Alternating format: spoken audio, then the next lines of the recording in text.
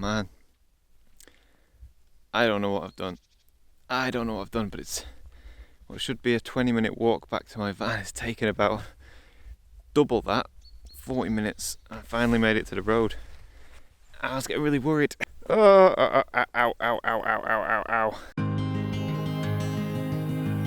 Today's video is sponsored by Squarespace. So unfortunately, we are starting today's video on a bit of a somber note because today is a bank holiday. And in the UK, that means everybody has the day off work. So as a photographer, going anywhere scenic is going to be a challenge because it is going to be absolutely packed, rammed, and as busy as it gets. Oh, but it's not all bad news because this is the August bank holiday, and that marks the end of the summer and the transition into autumn. Oh, so I think today's video represents landscape photography for most people in that I have no detailed plan of where I'm going. I have a very small window in which I can go out and shoot, basically this afternoon, tonight, and then first thing tomorrow morning, then I've got to be away. I don't have access to any faraway exotic locations, and all of these things, they do represent challenges for landscape photography. I mean, ideally, we want to have lots of time so we can pick and choose the weather. We want to have access to the world's most dramatic locations, but we can't. For most people, it's out on a weekend for a day or a night or an evening, and you know, that's it. So you want to make the most of those times. So that's what I'm going to try and do in today's video. Try and make the most of what I have, and whatever I'm given with the weather, it is what it is, and I will work with it. So we are off, we're in the van, and well, we're just going to see what happens. I want to get a couple of nice images in this video, and I want to have a blooming well nice time, and see if we could do all of that whilst avoiding the madding crowd. So I am at a bit of an advantage, and that is because I have this van, which means I'm incredibly flexible and I can stay overnight, and that is massive with landscape photography, just being able to stay overnight. Of course, you can camp in a tent, which is nice, but not always possible or convenient. But in this little van, a small camper van, a photography machine for one, I don't know why I call it that.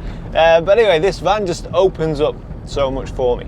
So there's that. And as well as this van, I have the choice of a couple of different cameras, which means I can have far more scope when it comes to photography, far more flexibility with regards to the weather and the subjects I shoot, because I have my normal full frame digital camera, but I also have, I also have my infrared camera.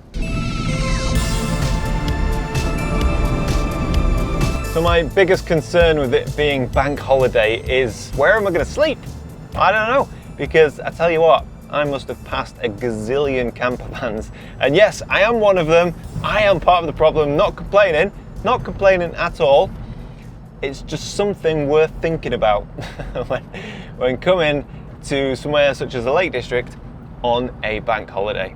All right, here we are, not too busy, although still busy, but we can park, that's the main thing. We can park.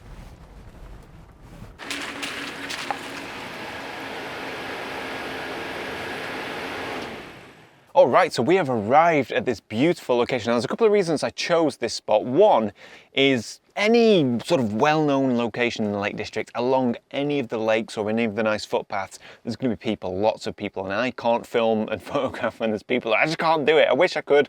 I wish I was more outgoing, but I just can't. As soon as I see another person, the camera has to go away. Here, it's nice and quiet. There are still people here, but they're all down in this big quarry just behind me. But beyond the quarry are beautiful hills with outstanding views, lots of nice intimate details to shoot, as well as the bigger landscape. Now the problem is, it's cloudy, it's socked in, so we're not going to be shooting the big landscape this evening. I'm going to go, I'm going to wander, I'm going to get lost, enjoy myself, and focus on the intimate, small details. It's not autumn yet. Things, they haven't turned, but I might find pockets and little areas of turning, of autumn coming in, and summer, thank God, leaving us behind.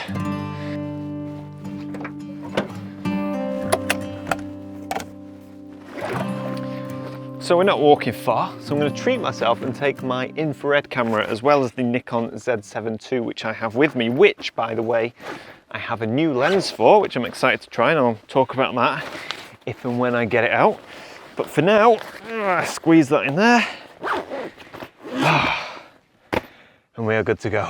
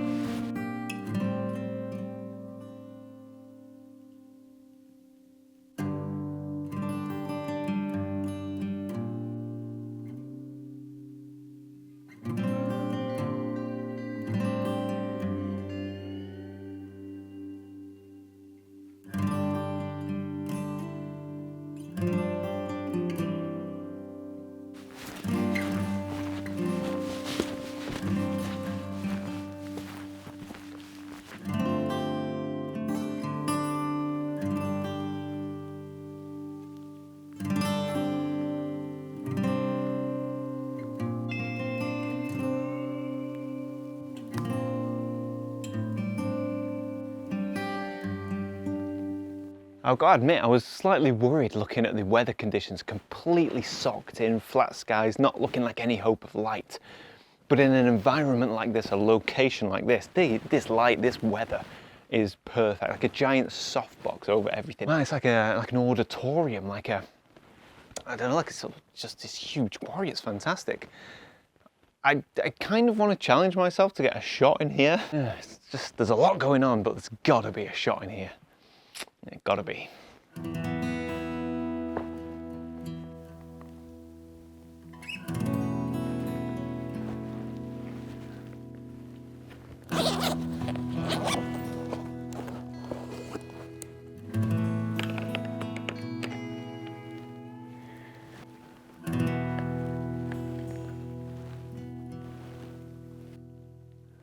So there is a lot to take in this quarry. I mean, there is so much going on. It's so difficult to try and get the entire area across in one image. But the ferns, man, the bracken, that's what got my attention more than anything.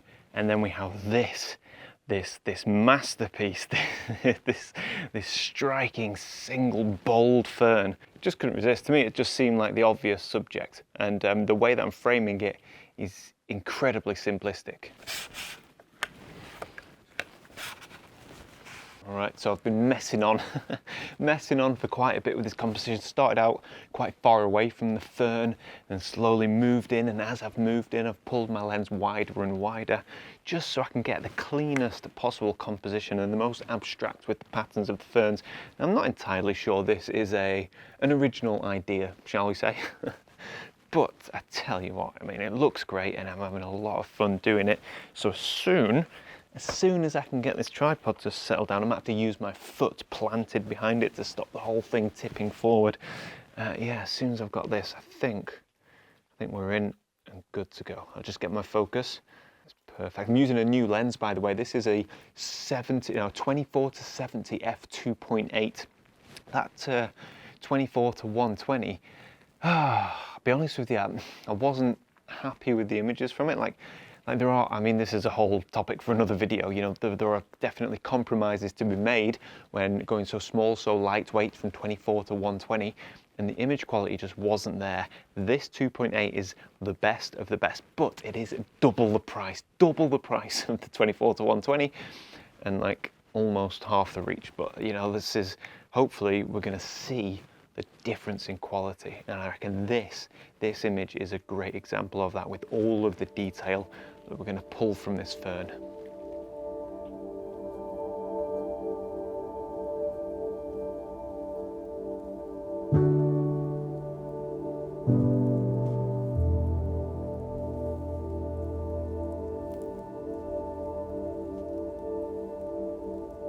Now I know what you're thinking. You're thinking, Tom, what about infrared? Well, I've been thinking that too. So we're going to put this camera away, get the infrared out of the bag, and give it a go with that bad boy.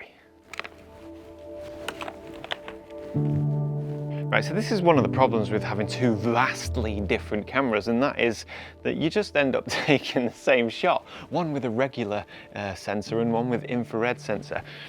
So I don't know, this might just be the theme of this video. This is not meant to be a comparison, but hey, that's what's going to happen. Now the problem with this camera is I've only got a 35mm lens that works well on this camera. My other lenses, they create hotspots. A hotspot is a bright spot in the middle of the image caused by the infrared sensor. It happens on some lenses and not others, and there's no real rhyme nor reason, but for some reason my 35mm is the only one that gives me a clean image, but it's not wide enough to get this ferns. So I'm gonna have to try something.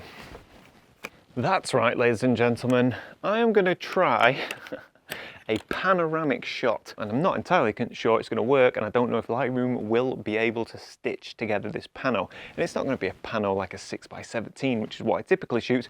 It's literally going to be, it might even be a square, who knows, maybe a 4x5. But the idea is I use the length of the sensor, stitch them together sideways, so I get the effect of a wider lens. Well, if that works, I will eat my hat, even though I'm not wearing a hat, but I'm not sure that's going to work, if I'm honest.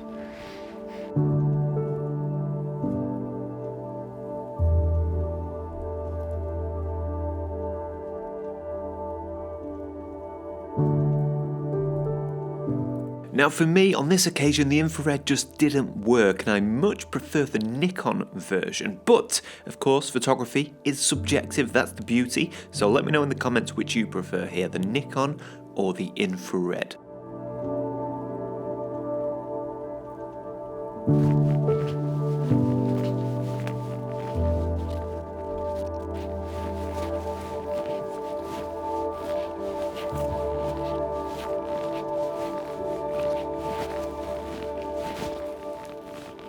So I've left the confines, oh God, I'm getting all tangled up. Yes, I've left the confines of the quarry here. Oh! Yeah, left the confines of the quarry for the third time and come out onto the hills, and I don't know if you can see that over my shoulder there. That is what is known in the industry as light. And I can tell you, I am up the creek without a paddle. And what that means is I'm flapping. I've got no composition, but we have beautiful light hitting the hills. Can't show you, too busy looking for a composition. But if I can get myself to a good vantage point where I can make use of said light, then I reckon we're going to be in. But it's often times like this is very difficult. I don't like being frantic. I like to take my time. I'm kind of hoping something just jumps out at me. I'm going to head to a high point, and if nothing else, I'll have the views. Let's go. Okay, so after much faffing and scrambling around, I have found myself a composition, but of course the light's gone. What else would you expect? Although that is the nature of the business, because we have a lot of cloud cover, and that cloud cover is beginning to break.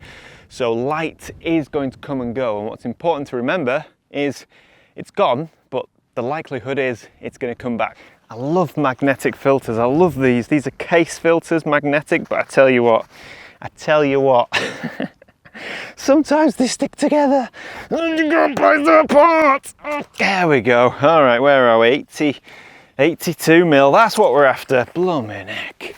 So here we have a polarizer, nicely snapping into place and then snapping nicely on the filter holder. So whilst we're on the subject of filters, I've just dropped a polarizing filter. This is pretty cool. That is a double grad filter. Basically what that means is you don't have to carry two filters. It saves space, it saves weight, and it saves cost. I mean, yeah, that is innovation, ladies and gentlemen. So this is a 3-stop hard and a 3-stop soft, and that is going on the front of my lens because I'm pretty much shooting straight into the sun if the sun ever comes back.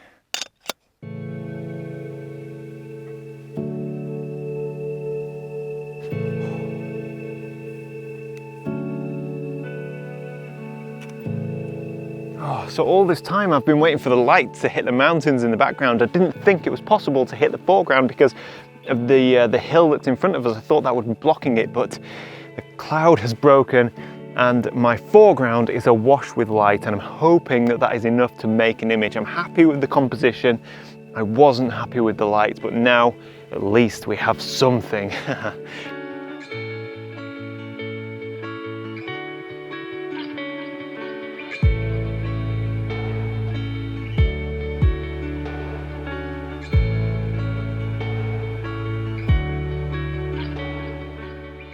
So I'm really happy with how that came out. Well, at least looking at the image on the back of the camera there. Yeah, I was waiting for the light to hit the mountains. The light washed over the foreground, all of this heather. Now, I'm not a big fan of photographing heather. I don't have much of it or any of it in my portfolio. And for me, I don't know, it's too bright, it's too vivid and vibrant, and I've never really been attracted to it. But the heather now, we're at the end of August going into September, it's all starting to die off and it's a lot more subdued. It's more of a, it's very pastel, very sort of, well, it's not vibrant, it's almost brown. It's like a purpley, yellowy brown. And I think that, with the light that we've just had, is just perfect. Whereas if this had been 3 weeks ago, I feel, again, it's just subjective, of course, but I feel like it would have been too much, like too much purple. I don't know if that makes sense, or I'm just waffling. But I'm gonna head down now, because I think that's the best the light's gonna be from here anyway.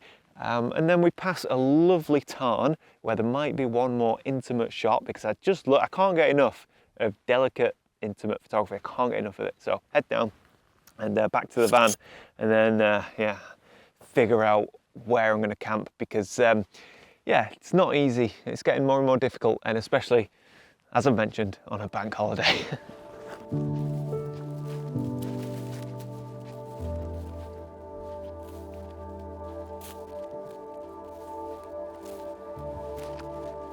Now, I hate to spoil the magic of good filmmaking, but that shot where I'm walking away from the tarn, that was filmed because I was going to explain that I couldn't see a shot in the tarn and the light was gone, and I just wanted to get back to the van, find a park up and have some food. And it wasn't until I walked to turn back and collect my camera that I saw this. Ooh, think about me. Do you think we're 17? Oh yeah, world-class singer, that's me.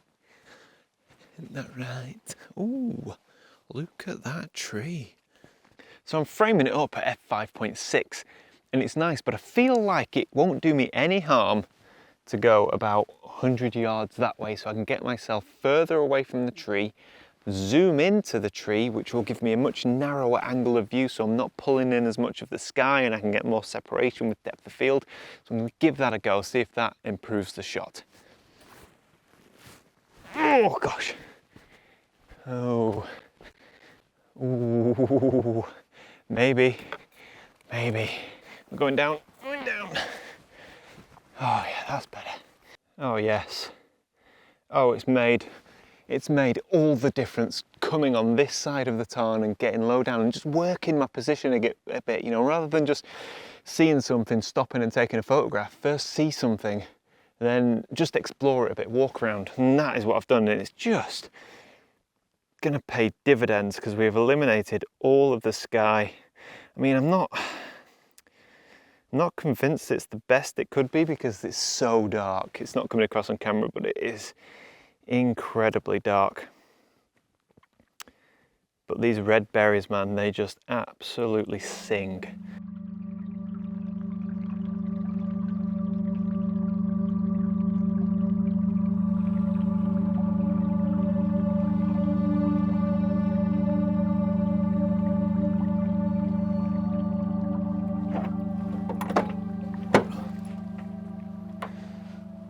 Right, so as much as I would like to camp here, like these guys might be doing, I don't know for sure, so I won't say, but as much as I would love to stay here, we are not wanted. There are signs everywhere, no camping, no overnight parking, you're not allowed to park after sunset, and I understand it.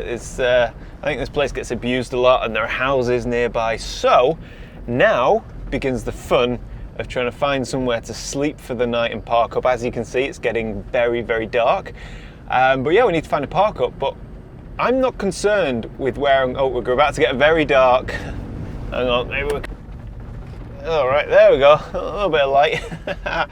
All right, so as I was saying before it got ridiculously dark, I'm not concerned with where I'm gonna park tonight. I am concerned with where I'm gonna photograph, where I'm gonna shoot tomorrow morning, and that will determine where I'm going to park. Because me, I'll park anywhere, so long as it's not, you know, if the locals have plastered signs everywhere say no parking, they don't want you. It's that simple. But if there's like one little sign in a corner somewhere and there's no one else there and I'm not hurting anyone, I'll park there. So it's all about the photography location and not the park up. I want to be as close to where I'm going to shoot at sunrise tomorrow morning. So that's it, there we go, that's going to be the fun. All the good places are going to be packed with other vans. On top of all of that, I have no idea where I want to shoot tomorrow morning. Not a clue. So I'm just approaching my park up of choice. I'm hoping there's no other vans there. Oh yes, these guys are having a full-on party. Oh no, that is too wonky. That is too wonky. Off we got around the corner. Come on, I need something flat. Okay, this feels better. Oh yes. Man, I tell you what, it's times like these that I really appreciate having a van. So there are 4, 5, 6, I think there's 6 other vans here, which I've got to be honest, is not ideal. But at the same time, there's definitely an argument for safety in numbers. So like I have no problem camping by myself when I'm the only van here. But sometimes, if I'm not sure about the area, yeah, I lock my doors and you know, make sure that I'm facing out and can escape. But when there's other vans here, I do feel a lot more relaxed. So as long as there's no idiots with awnings out and music blasting and stuff like that, not a problem. So yeah, pretty happy to be here and happy to get some food inside me.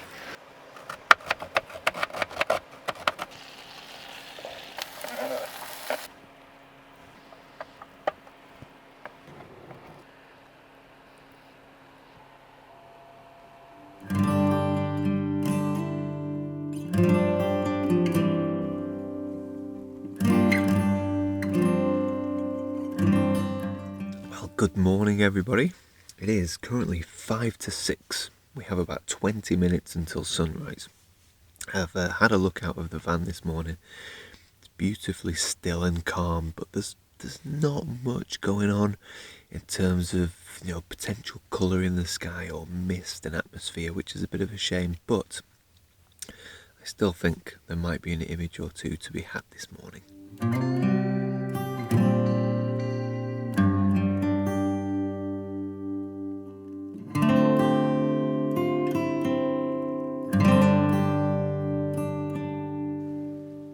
Well, as beautiful as this morning is, unfortunately I don't think there's going to be an image. You see, I was walking down this footpath and I reached a field. And in the field, right on the footpath, was a bull, a big bull. And I thought, flipping heck, I don't fancy walking past that fella. So I went to find another route round. And just as I turned back on myself, I just creaked my neck, I don't know, done something to my neck. And I think I must have slept on it funny last night, but now you'll notice I'm facing this way, but I'm looking that way. I can't look to my left. It's really frustrating. I'd love to walk around more and find some beautiful images. Carrying my bag is really uncomfortable, so I think what I actually need to do is just go home and rest for the day, which is a great shame. I don't think I've ever bowed out of photography because of an injury, and it was all because I turned around to get away from this bull. Never mind. Such is life. So before I struggle on back to my van, I just want to thank the sponsor of this video, which is Squarespace. If you don't know who Squarespace are, they're an all-in-one website building platform. So as a photographer, if you need your own website, your own domain, an online gallery, an online store, well, you can do it all through Squarespace. It's very, very user-friendly. It's a drag-and-drop system. And if you know nothing about web coding, well, you can get yourself an incredibly professional looking website in no time at all. So if you fancy that, go to squarespace.com/Heaton and give it a free try. And if you like your free trial, use the offer code Heaton for 10% off your first purchase.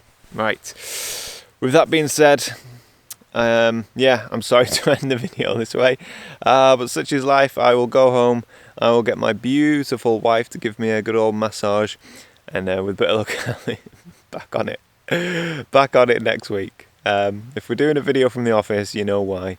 Alright, cheers guys, thanks for watching, and I'll see you all next week. Oh man. I don't know what I've done. I don't know what I've done, but it's what should be a 20-minute walk back to my van. It's taken about double that, 40 minutes. I finally made it to the road. I was getting really worried. I was like, what if it gets to the point where I can't walk? Oh, ow, ow, ow, ow, ow, ow, ow. Yeah, it's quite worrying actually. I think I'll be fine. I think I've just trapped a nerve, but thankfully it's happened here, relatively close to civilization, and not on one of my little hiking escapades. Oh, okay. Anyway, I just thought I'd do this little bit, just in case you were wondering what the hell happened. Yeah, my neck just went, ow, and it hurts. It's alright if I don't move. If I don't move and look right, not a problem. Carrying a bag, walking, 2 tripods. Yeah, anyway, there you go. I'm sure I'll be fine. Well, what an absolute disaster that morning was. I just thought I would check in at the end of the video to let you all know that I have my neck mobility back for the most part. It was only yesterday actually, and like I say, it's just one of those things. I must have slept funny on my neck, but at that point when I was filming the video, man, I couldn't move it, and every footstep just sent like shooting pains in my neck. It was really painful, really bad. But rested all day yesterday and woke up this morning feeling 50 times better. And it's funny because I've never had an injury. As I mentioned, I've never had an injury interrupt a photo shoot, and it's worrying. It is, because this is what I do for a living, and I think, you know, if what if I did a serious injury? Because I know there are photographers out there who have been injured and unable to shoot for a period of time. And yeah, I don't know, man. Just a moment of stark realization. I think I'm just getting on. And as well as that, I don't know if you noticed, but towards the end of the video, I had some shocking audio issues. Yeah, the audio issue started when I got to the park up in my van, and I recorded this whole bit about my calendar and I couldn't use it. So let me finish the video by telling you that my calendar is still open for pre-orders, but only until Friday. So today's Wednesday, so 2 more days, and then pre-orders will be closed. Now, if you're wondering, if you pre-order the calendar, not only do I sign the calendar, but also, as well as that, I include a signed print with the calendar. My proofs are here and all look fantastic. So by Friday, I'll be able to give the printers the final number. The reason I do pre-orders, I don't know if anyone is interested or prints their own calendars or whatever. I do pre-orders so I can gauge the interest, and that way I don't over-order calendars and they go to landfill, or I don't order too few calendars and they sell out really quickly, which to be honest wouldn't be a bad thing. But anyway, there we go. Bit of a disastrous end to the video, but I still hope you enjoyed it, because luckily the day one, the sunset shoot, worked out all right. So I reckon I should be all right and back at it next week. So there you go. Thanks for watching, guys. Cheers. Bye.